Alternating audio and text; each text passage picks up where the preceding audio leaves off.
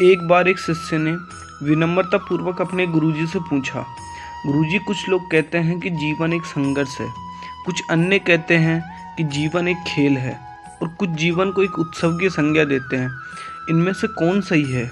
गुरुजी ने तत्काल बड़े ही धैर्यपूर्वक उत्तर दिया, पुत्र, जिन्हें गुरु नहीं मिला उनके लिए जीवन एक संघर्ष है, जिन्हें गुरु मिल गया उनका जीवन एक खेल है, और जो लोग गुरु द्वारा बताए गए मार्ग पर चलने लगते हैं मात्र वे ही जीवन को एक उत्सव का नाम देने का साहस जुटा पाते हैं। यह उत्तर सुनने के बाद भी शिष्य पूरी तरह से संतुष्ट न था। गुरुजी को इसका आभास हो गया। वे कहने लगे, लो, तुम्हें इसी संदर्भ में एक कहानी सुनाता हूँ। ध्यान से सुनोगे तो स्वयं ही अपने प्रश्न का उत्तर पा सकोगे। उन्होंने जो कहानी सुनाई वह इस प्रकार थी। एक बार की बात है, किसी गुरुकुल में 3 शिष्यों ने अपना अध्ययन संपूर्ण करने पर अपने गुरुजी से यह बताने की विनती की कि उन्हें गुरु दक्षिणा में क्या चाहिए। गुरुजी ने पहले तो मंद मंद मुस्कुराए और फिर बड़े स्नेह से कहने लगे, मुझे तुमसे गुरु दक्षिणा में एक थैला भर के सूखी पत्तियां चाहिए, ला सकोगे? वे तीनों मन ही मन बहुत प्रसन्न हुए, क्योंकि उन्हें लगा कि वे बड़ी आसानी से गुरुजी की इच्छा पूरी कर देंगे। सूखी पत्तियां तो जंगल में सर्वत्र बिखरी पड़ी रहती है। वे सभी उत्साहपूर्वक एक ही स्वर में बोले, जी गुरुजी, जैसी आपकी आज्ञा। अब वे तीनों शिष्य चलते चलते एक पास के जंगल में पहुंचे, लेकिन यह देखकर कि वहां पर तो सूखी पत्तियां केवल एक मुट्ठी भर ही थी, उनके आश्चर्य का ठिकाना न रहा। वे सोच में पड़ गए थे, आखिर जंगल से कौन सूखी पत्तियां उठाकर ले गया होगा। इतने में ही उन्हें दूर से आता हुआ कोई किसान दिखाई दिया। वे उसके पास पहुंचकर उससे विनम्रतापूर्वक याचना करने लगे कि वह उन्हें केवल एक थैला भर सूखी पत्तियां दे दे। अब वह किसान ने उनसे क्षमा याचना करते हुए उन्हें यह बताया कि वह उनकी मदद नहीं कर सकता, क्योंकि उसने सूखी पत्तियों का ईंधन के रूप में पहले ही उपयोग कर लिया था। अब वे तीनों पास में बसे एक गांव की ओर इस आशा से बढ़ने लगे थे कि हो सकता है वहां उस गांव में उनकी कोई सहायता कर सके।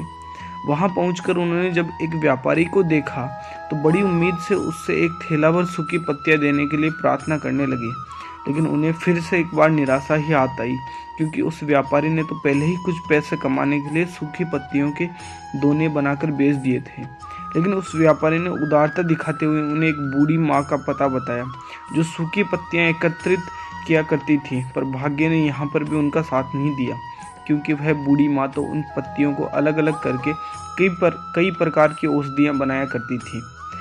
अब निराश होकर वे तीनों खाली हाथी गुरुकुल लौट गए। गुरुजी ने उन्हें देखते ही स्नेहपूर्वक पूछा, पुत्रों, ले आए गुरु दक्षिणा? तीनों ने सर झुका लिया और गुरुजी द्वारा दोबारा पूछे जाने पर उनमें से एक शिष्य कहने लगा, गुरुदेव, हम आपकी इच्छा पूरी नहीं कर पाए। हमने सोचा था कि सूखी पत्तियां तो जंगल में सर्वत्र बिखरी ही रहती होंगी, लेकिन बड़े ही आश्चर्य की बात है, लोग उनका भी कितनी ही तरह से उपयोग करते हैं। गुरुजी फिर पहले की तरह मुस्कुराते हुए प्रेम पूर्वक बोले, निराश क्यों होते हो, प्रसन्न हो जाओ। और यही ज्ञान कि सूखी पत्तियां भी व्यर्थ नहीं हुआ करती, बल्कि उनके भी अनेक उपयोग हुआ करते हैं, मुझे गुरु दक्षिणा के रूप में दे दो। तीनों शिष्य गुरुजी को प्रणाम करके खुशी खुशी अपने घर की ओर चले गए। वह शिष्य जो गुरुजी की कहानी एकाग्रचित होकर सुन रहा था, अचानक बड़े उत्साह से बोला, गुरुजी, अब मुझे अच्छी तरह से ज्ञात हो गया है, आप क्या कहना चाहते हैं। आपका संकेत वस्तुतः इसी ओर है न कि जब सर्वत्र सुलभ सूखी पत्तियां भी निरर्थक या बेकार नहीं होती, तो फिर हम कैसे किसी भी वस्तु या व्यक्ति को छोटा और महत्वहीन मानकर उसका तिरस्कार कर सकते हैं। चींटी से लेकर हाथी तक और सुई से लेकर तलवार तक सभी अपना अपना महत्व होता है।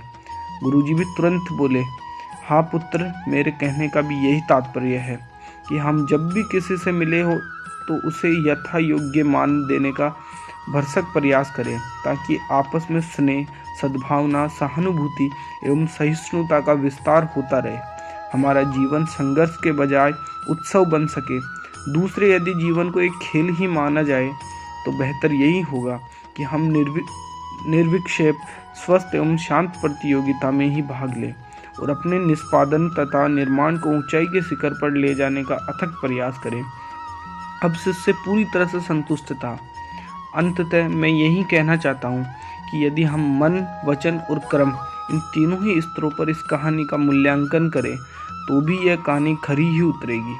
सबके प्रति पूर्वाग्रह से मुक्त मन वाला व्यक्ति अपने वचनों से कभी भी किसी को आहत करने का दुस्साहस नहीं करता और उसकी यही ऊर्जा उसके पुरुषार्थ के मार्ग की समस्त बाधाओं को हर लेती है। वस्तुतः हमारे जीवन का सबसे बड़ा उत्सव पुरुषार्थ ही होता है, ऐसा विद्वानों का मत है।